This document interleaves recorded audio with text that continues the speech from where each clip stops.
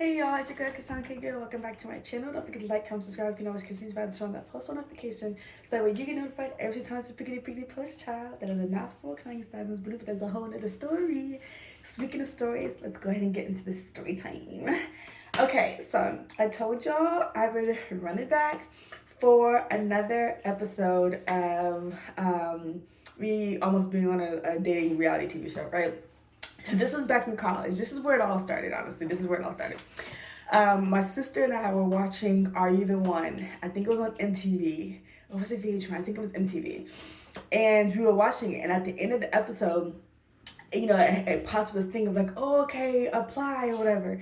So we looked at each other. I remember I was sitting on the big couch. It was like a long couch and then like a short couch, like a fluffy one. It was like, but the fluffy one was like for one person and the long one was like, So she was sitting on that couch and I was sitting on this one. And we looked at each other.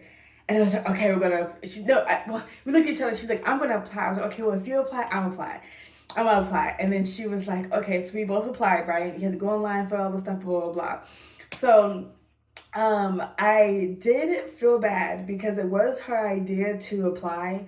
But when they reached out to me and they didn't reach out to her. And I was like, dang, that kind of sucks. Cause like, I know she really wanted to like, find love and etc, and obviously I did too.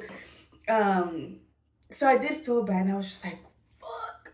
But like also like I told her, I was like, I hope you don't feel bad if I want to like proceed forward with it. And she was like, no, blah blah blah. So I was like, okay. So the producers reached out to me and like, I had to like pretty much do what vlogging is, except I didn't know that's what it was called at the time. You had to kind of do like a day in the life. So you had to like record yourself, follow yourself around, doing all this stuff or whatever, right? I just didn't know that's technically what it's called. I didn't become a vlogger officially until later. So at the time, my life was like really boring. Like all I did was go to class. I went to work at the time. I worked at Office Depot. So I went to class, I went to work and I was training. What was I training at that point? I don't even know if I had started training yet. I think I was just like doing my own workout thing. I don't even know if I had started like training officially.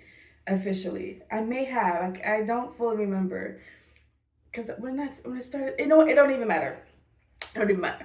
So I was like recording myself, like putting the videos, like I had like my birthday party or whatever, like I had a pool party, so I was like, trying to throw up some of those videos and like trying to like mosh tosh stuff to make my life seem so cool. And like, like recording myself at work, like behind the register at the cashier thingy, little like thing in the ear and like all this stuff. And like I sent it in and I didn't hear anything back and I was just like, dang.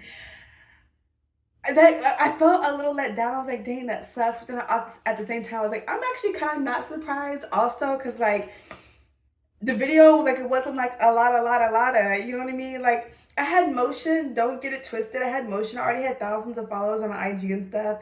Like for my selfies and whatnot, which I feel like is what they even wanted me for to begin with, is because I do think you had to put your social media on there. But like, my life wasn't all that because like when you go out and party in college, you don't record it. At least I wasn't, you know what I mean? I was just in the moment. So like the vlog wasn't that popping and I was just like, dang, like I wish I would have known. I would have like started recording back then. So it had to record stuff in that moment. In that particular moment, my life was real, like just going to school, just going to school, going to work. Real good girl, okay? So yeah, I know this video was like, girl, what? I know it wasn't that long and it wasn't all that, but that was the first time I almost made it on reality TV. The producers did reach back and I did have to submit like what you consider like a submission tape. So I did do that, and then years later, when like my motion was like for real, you know what I mean? This is like after the magazine articles and like all that stuff. Motion for real, is when the other Love Island. You go check out those videos.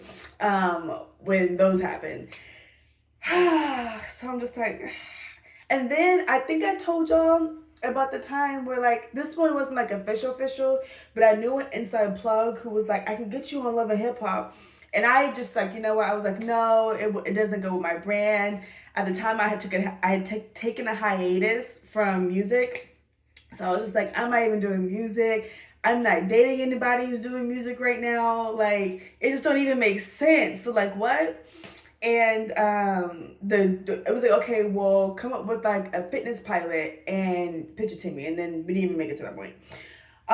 So yeah, so I'm like, Lord, what does this mean? What does this mean? What does this mean?